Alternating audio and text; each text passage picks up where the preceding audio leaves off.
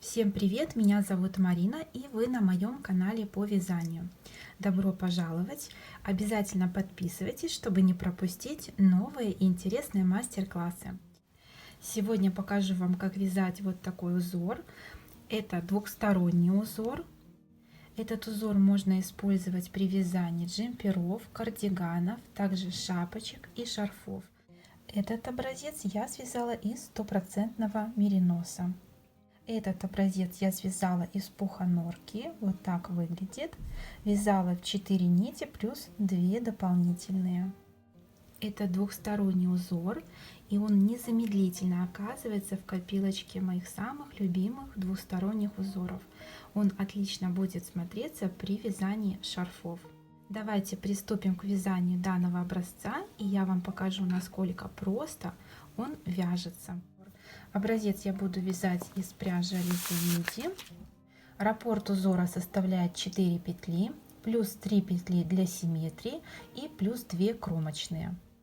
Высоту раппорт узора составляет 2 ряда. На спицы обычным способом набираю 33 петли.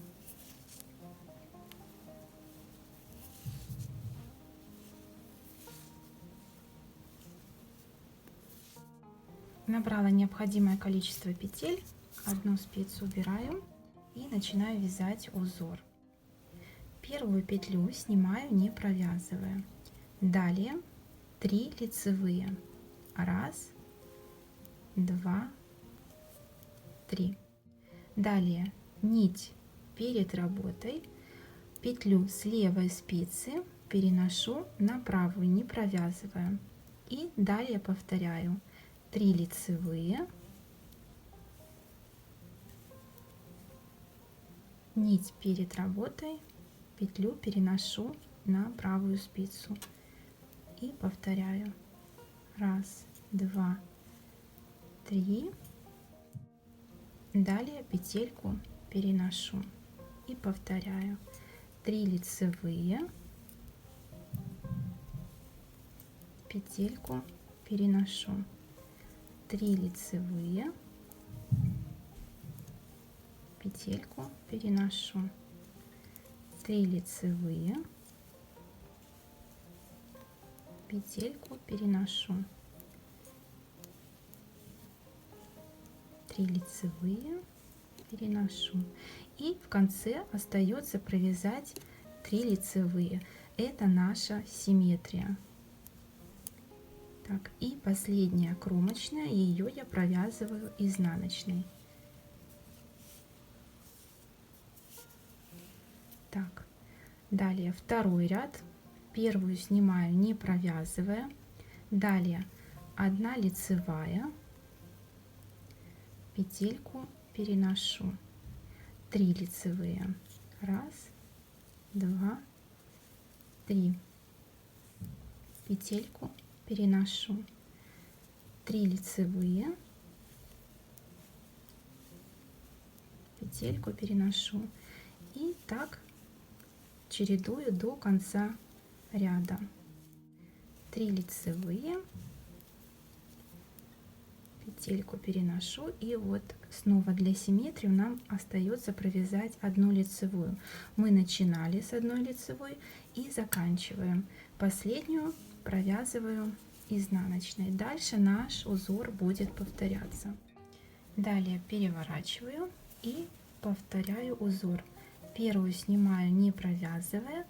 Далее 3 лицевые. 1, 2, 3. Переношу петлю и так продолжаем вязать на необходимую нам высоту. И сейчас я немножко провяжу и покажу, каким образом не запутаться в чередовании и легко вязать этот узор. Я провязала какое-то количество рядов.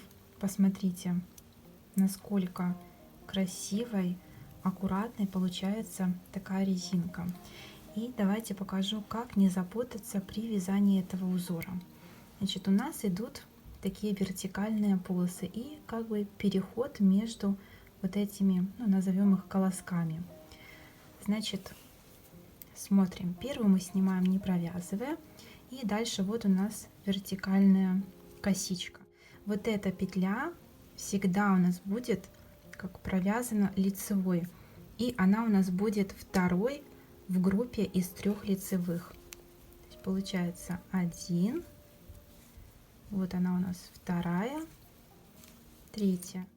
Вот у нас переход между одним вертикальным колоском и другим. И вот этот переход, вот эту петельку, мы всегда будем снимать, не провязывая. Дальше вот вертикальная вторая лицевая, переход, перебрасываем петлю, не провязывая, вторая и наша петля, которую мы должны перебросить. И вот так чередуем, то есть мы не запутаемся, даже если где-то мы забыли, какую петлю нужно провязывать. Следующую, вот этот узор, он сам нам и подсказывает, какую петлю нужно нам провязать. Так, доходим до конца. Вот наш переход и симметричные 3 петли. Последняя кромочная. Переворачиваем. Здесь у нас получается переход. Вот уже здесь мы петлю будем снимать, не провязывая. Дальше группа из 3 лицевых. Вот наша вторая лицевая. И переход. Снимаем, не провязывая. И такая последовательность провязывания петель поможет нам не запутаться при вязании данного узора.